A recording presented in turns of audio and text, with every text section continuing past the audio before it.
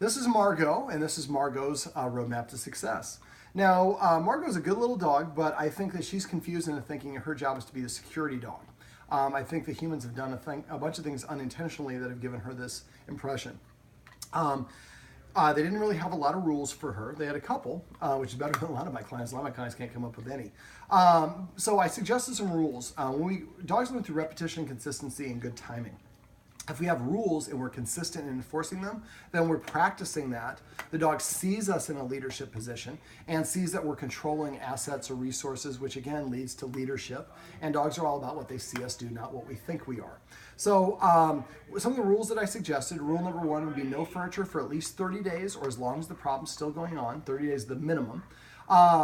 Let me see. Then after that, with an invitation and only for good permission. With an invitation and only for good behavior. So if the dog's on the couch and then starts barking, it has to immediately get off the couch. If it gets on the couch without permission, I say off once. She doesn't get off. I put my hand behind her butt or pull her by her collar to the edge so she feels like she's going to fall off. And then I want the dog to jump off on her own. So that'd be rule number 1. Rule number 2, not being allowed to be within 7 feet of any humans who are eating. It's very disrespectful in the dog world.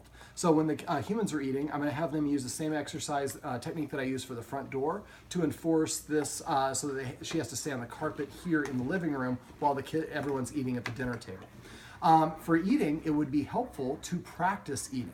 So maybe set the table, instead of putting the real food down, maybe microwave a slice of roast beef, have everyone sit down in their regular places, and then cut the roast beef up into little pieces, put it on each person's plate, and then we can practice enforcing the boundary and keeping her out, a live shot, and keeping her out of the kitchen or out of the dining area when they're eating. I'd also have a rule that when we're cooking food in the kitchen, she's not allowed to cross that threshold. Now we're going to have to create an invisible line from the edge of the counter to the other counter, but we need to be consistent. Again, we can practice that too. Microwave some ham or something, and then bang some pots around, turn the stove on, turn the oven on, recreate all the sounds that are typically associated with cooking, so she gets practiced at not doing that. And when you actually start practicing, no, you got to stay here, sweetheart.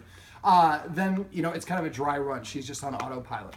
Another rule would be having to sit at the door. Sit. I tell her to sit. If she doesn't sit within 2 to 3 seconds, I walk away, sit down, wait 1 minute. After 1 minute, I go back to the door and I tell her to sit again. If she sits, I open the door and let her out. If she doesn't, I walk away from the door for this time for 2 minutes, next time for 4 minutes, next time for 8 minutes. I keep doubling the length of time. Start out with whatever direction she wants to have on the other side. So if she'd rather be outside, start it when she's inside. Eventually do it both ways. And eventually you can get to the point where you put her on a leash, swing the door up, and use kind of the same door exercise that I showed you when we were leaving, so that she understands, swinging door open doesn't mean I have permission to go out. This way, if the kids are letting people in and out the door and a dog happens to walk by the house, that hopefully will be that hesitation will stop her from lunging out the door and running after the other dog. Let me see, other rules, not being allowed to eat, having to wait for permission to eat her food. So the humans are we were feeding one meal, the dog was eating first, the other meal, the humans were eating first. I'd prefer to have the dog eating after the humans. So we're gonna put the food in the bowl, then we're gonna eat. If we're going out to eat, we just eat a chip or a cracker. Then we give her permission to eat. So she always has to eat with permission, always after the humans eat first. Another rule would be that if the kids or anybody is in the living room area here on the couches with any foods or snacks, she can't be on the carpet here. We're going to use that third escalating consequence to establish where the boundary is. In this case, it's just going to be the carpet, so it'll be easy to see. Let me see. We're going to use the martingale collar to stop her from pulling on the leashes with a special twist of the leash. She responded really well to that. I'd also recommend that the guardians sign up for our counter conditioning class, where we actually teach dogs who are dog reactive or dog aggressive to associate positive with another dog that's approaching. And I think they're going to sign her up for it. She'd be a great candidate for it. Gets a lot of repetition, and we create a positive association so the dog starts to think, when another dog approaches, that means I'm going to get a treat, not that that dog's going to take my humans away. I think part of her reactivity is a lack of rules and lack of structure. So the more the humans can consistently enforce these rules, the more she's going to relax and not feel responsible for the humans. But she's not going to roll over right away. She's going to test the humans to see how serious the humans are. So every time she tests us or doesn't do the right thing, don't look at it as a negative. Look at it as an opportunity to teach her and get her doing better what we want. Now, she has a tendency to roll over and give her belly when she's getting a little affection. Now, if a dog does it very gradually, they're relaxing, and then rolls over, that's okay. But you start petting the dog and immediately flip over, that's being too submissive. And if we pet the dog, anything we're petting our dog, anything our dog is doing when we pet it is what we're reinforcing. So if the dog rolls over immediately, as soon as we start petting them, stop petting them. That's a great, it's just the consequences. After a while, the dog will stop rolling over because they want to continue getting the pet. Now, we went over petting with a purpose, passive training, and using the escalating consequences. Those three terms, passive training, escalating consequences, and petting with a purpose, are all search terms that you can search. If you go to doggoneproblems.com, click on dog training tips. On the right side of the page, there'll be a search box, type in escalating consequences. Other sessions where I've done a video specifically on that will be there. You can watch a 5-minute video and get all the ins and outs for all those things. Door exercise is something we didn't show in a video. That's another thing that you could search for. I'd like the guardians to practice that at least once a day. Now, it'd be helpful if we could have a family friend or a neighbor or the babysitter or a spouse text us when they're on the way here. Close the door, sit down, pretend like we're watching TV, or actually watch a little TV, but you know when the person's going to come, so your response is going to be much better. And we're going to make her establish this line, and she's not allowed to come off the carpet when we go answer the door. By increasing the distance from the stimulus, we can help the dog be more relaxed because it's not so intense. Let's see what else. I'm trying to think what else we went over. We went over a lot. Make sure that we're not walking around the dog, that we're walking through the dog unless the dog's asleep. So the dog's in our way, we walk in. If we bump into the dog, that's okay. The dog needs to learn to defer and get out of the human's way. Let me see. If the dog is rushing up and down the stairs, we could teach the dog to stay at the bottom or the top of the stairs, let the humans go first, and then call her after.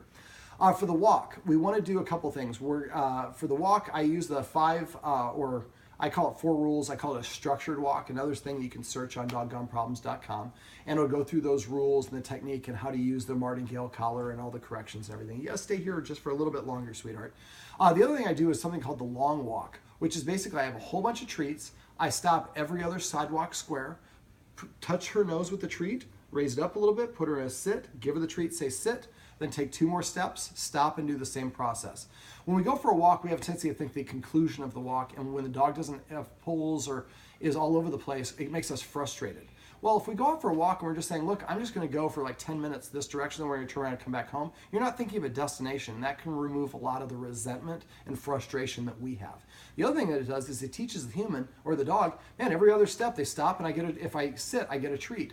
After a while, she'll start sitting on her own to get that treat. And that means she's looking to see where your feet are and paying attention. Once that's the case, then we want to vary it up, maybe go to 3 steps. And sometimes 4 steps, sometimes 3 steps, sometimes 2 steps. I usually try to vary it up, anything before 5 steps. This way she gets an opportunity to kind of, the variance actually helps her learn a little bit better.